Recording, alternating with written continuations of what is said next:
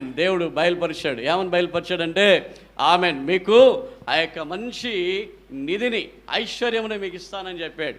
ఐశ్వర్యం ఇస్తానంటే ఏంటిదంటే డబ్బా అని అడిగితే ఆమెన్ వేరే ట్రాన్స్లేషన్లో ఏమని ఉందంటే ఆమెన్ ఐశ్వర్యము ఏంటిదంటే నిధి అని ఉంది. నిధి తమిళ్లో పొక్కిషం అని అంటారు. అంటే అర్థం ఏంటంటే వజ్రాలు, బంగారము, వైడూర్యాలు, నవరత్నాలు, అన్నీ డబ్బు, అన్నీ కూడా అన్ని ఖనిజాలన్నీ కూడా కలిసి దొరికేదే పొకిషం, లేకుండా ఆ యొక్క నిధి. హల్లెలూయా.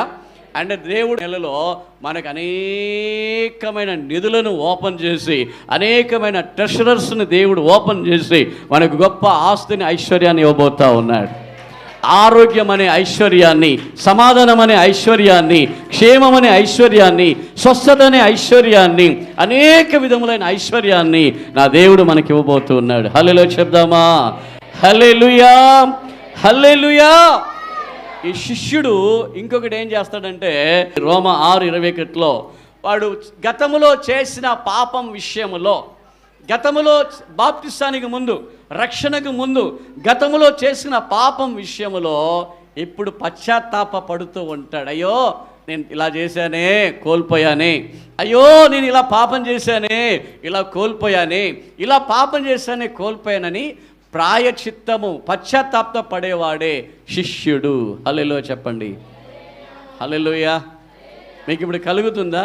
ఎప్పుడైనా నేను ఇంతకుముందు పాపం చేశాను, తెలియక చేశాను, ఆ తప్పు చేశాను, తెలియక చేశాను, అబద్ధం చెప్పాను, తెలియక చెప్పాను, అయ్యో ఆమె దేవా నన్ను క్షమించండి అని ప్రాయచిత్తము అడగాలని ఉంటుందా? అప్పుడప్పుడు కలుగుతుంది కదా. అదేంటంటే అది ఎవరికి కలుగుతుందంటే శిష్యునికి కలుగుతుంది. పసి బిడల వలె ఉంటూ ఉన్న విశ్వాసులకు తెలియదు. సత్యాన్ని ఆమెను వింటూ కూడా సత్యానికి లోబడని విశ్వాసులకు తెలియదు. కానీ ఒక్క మాట చెప్పిన వెంటనే ఎవరైతే వింటూ ఉన్నారో, జాగరూకుల ఎవరైతే వింటున్నారో వాళ్ళకు సత్యం అర్థమవుతుంది. హల్లెలూయా చెప్దామా? హల్లెలూయా. ఇంకా చెప్పాలంటే చాలా ఉన్నాయి.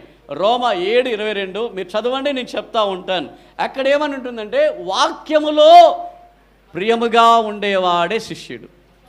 దేవుని ధర్మశాస్త్రమునందు నేను ఆనందించుచున్నాను, కానీ వేరొక నియమము నా అవయవాలలో లేదని చెప్తాడు.